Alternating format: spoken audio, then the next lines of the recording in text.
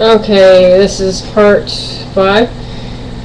I don't know how long I'm going to be rambling. I'm starting to wind down right now. But anyway, the whole thing of it is I went through my whole life trying to be stuffed in a pigeonhole. And anybody that knows me and my fat ass, I don't fit into pigeonholes very easily. And, you know, I don't know if you'd call it a self-fulfilling prophecy or what, but pretty much my children are being treated in similar ways in the public school system as I was being in the institutional system. And I'm starting to think that it's not two separate entities, it's actually one same system that I'm capitalizing because it's capitalism. And I get real defensive whenever somebody tries to make my children be something or someone that they are not. I'm the type of person where it's like, you know what? This is the next generation that we're raising. If we don't show them love, and we don't show them care and decency and respect, and all of these wonderful, you know, positive qualities, what are they going to be like? And no way in hell are my children going to end up like me, jaded, pissed off at the world. Okay? I want them to be loving and caring and go, you know what? The world is fucked up, but you know what? I'm going to love everybody. Even the people that are being assholes to me, I'm just going to smile at them and say, you know what? It's okay. And walk away. And be strong enough to mean it. To shake off what the other person is just saying or doing to them. And just look at them, smile, nod, and keep on trucking. Because I don't have that strength. The only strength I have is nothing but snark. You know, if somebody tries to say something to me, the only strength I have is to look at them and go, really? Fuck yourself. Thanks. And walk away. No. I don't want my children to be snarky little shits like me. I don't want them to grow up, you know, I want them to have a good view of the world when they're adults. But while they are young, I want them to enjoy being young. I don't want them to grow up before they are ready, like I was. Okay, after my mother died, my dad turned to me and said, well, you're an adult now. And I looked up and I was like, what? And he was too upset he couldn't explain it. Then, my first cup of coffee was right after my mom died. You know, my dad was sitting there across the table from me and he's drinking a cup of coffee and I'm like, oh, that stuff smells good. And he's just like, what? You know, I'm eating the, you know, pancakes and eggs and bacon and stuff like that because he would go all out cooking me a hot breakfast every morning before school. And, you know, I'm drinking my orange juice and I'm looking over at his coffee going, God, that stuff smells good. You know, and my dad's, you know, he's drinking and he's thinking. And he looks up and he notices that I'm looking at him and he's like, what? What, you want some coffee? And I'm like, yeah. And he's like, well, it's not decaf, but go ahead and pour yourself a cup. So I pour myself a cup. My dad, he does not like his coffee sweet. He likes it a little bit on the strong side. It's a badass. My dad is the ultimate vamp in disguise. Okay? He has this gentle way of dealing with people that is actual genuine, but deep down he's a vamp. Okay? He's a badass. He's a total badass. And you know, and that's from how he was raised. He was raised by the system just like I was. And he tried really hard to keep me from getting poisoned by the system and jaded by the system. And I grabbed a coffee cup, poured myself a cup, took a sip. Oh, Daddy! Why does it smell so good but taste so bad? And he's just like, you gotta add a little bit of milk and sugar, honey.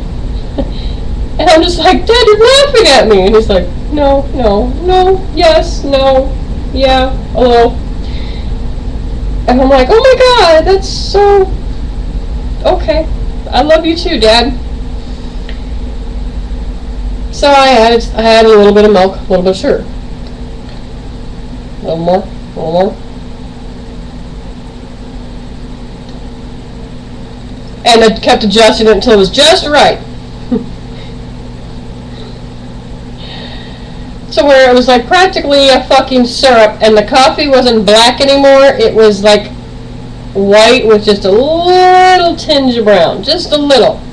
Just like a beige color. It wasn't even coffee anymore. It was milk with a splash of coffee and like a truckload of sugar. And I was like, okay. Wow. The sugar rush, the caffeine rush, the whole just, okay, I would like to throw me the squirrel on so many levels.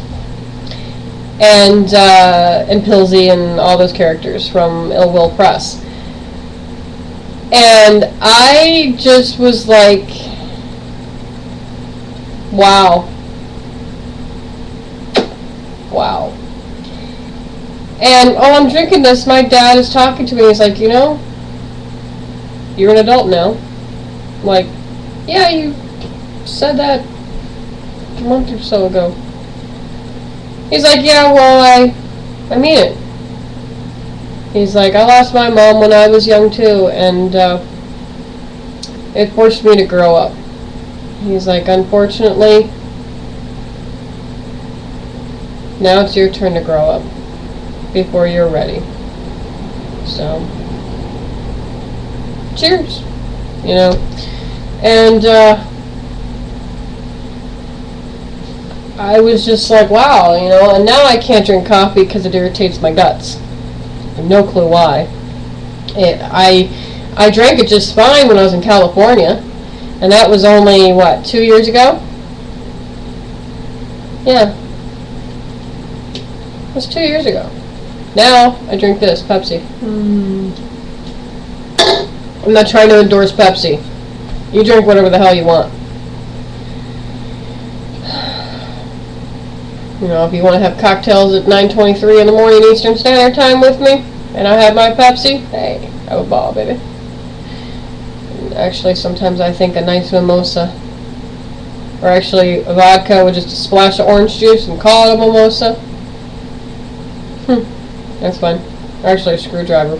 I'd call it a mimosa just because it's morning, and it would have a little bit of orange juice in it, so it would be a little healthy. Sometimes that sounds good. But you know what? I'm too broke to be an alcoholic. But my point in all of this is, you know, I spent my whole life trying to be stuffed into one mold that was not mine. I was born from a different mold. And I don't think it's like a common mold, and I don't think it was a unique mold. I think that me and a lot of other people were born out of the same mold, with like a few alterations, just because, you know, all of us are unique and wonderful and awesome and have our own different qualities. But I think it was a similar mold.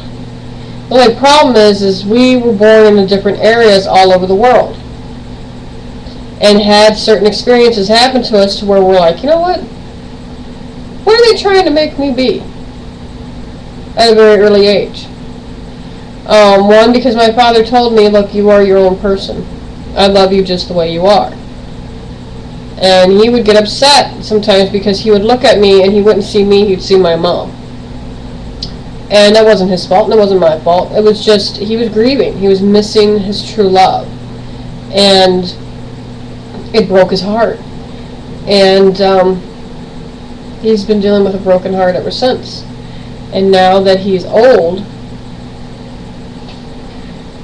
it's hard watching him fight the system again after he fought it all his life. He's fighting it again, and I'm the one that put him there.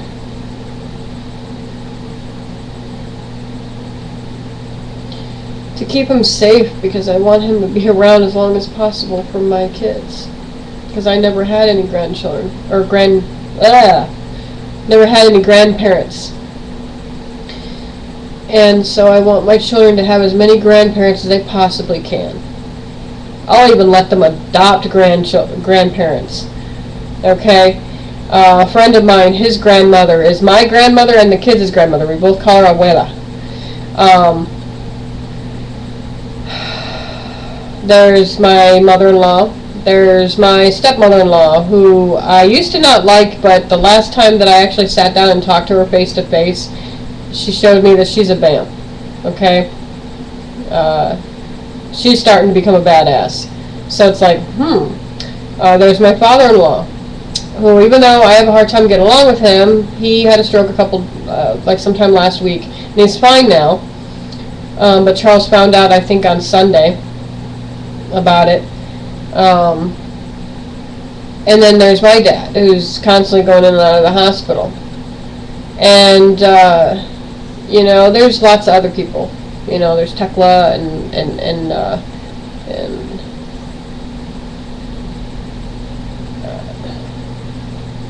there's Stephanie. Basically, anybody that I consider a cosmic mom are my kids' cosmic grandparents. And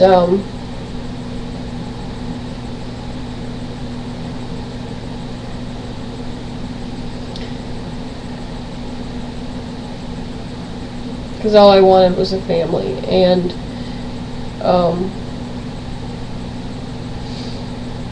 I want my kids. I want my kids to grow up just submerged in love.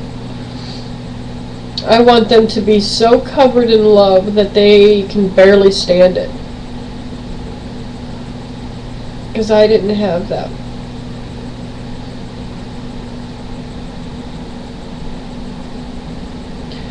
So, for the school worker, you don't know me, you don't know my life. Maybe someday I will let you in and tell you about all my past. But that's actually privileged information. So if I ever do break down and actually tell you the shit I've gone through, the shit I'm going through, and the shit I will probably continue to go through, hopefully I tell you on a day where you're receptive to it. And instead of feeling sorry for me, because it's the last thing I want, you just understand and learn to respect me and my wishes when it comes to how I want to raise my children. If not, then fuck yourself, because I don't have the time or the patience to sit there and be nice to people that are not nice to me anymore. I would give everybody the same one chance. When I first meet them, I'm nice as pie to them. They piss me off, that's it. Done. I used to give people several chances. Now I'm like, you know what? You pissed me off, fuck off. You hurt my feelings, you hurt my children's feelings, you hurt my husband's feelings, fuck off. But if you're still nice to me, hey, cool, we're good, we're great, we're all, yeah. But I don't give chances anymore. I can't. So, this is the Hippie Chick from Hippie Chickopolis, State of Insanity, Country of Chaos. And I hope you guys have a good Wednesday. Middle of the week, middle of the road. Love you all. Peace.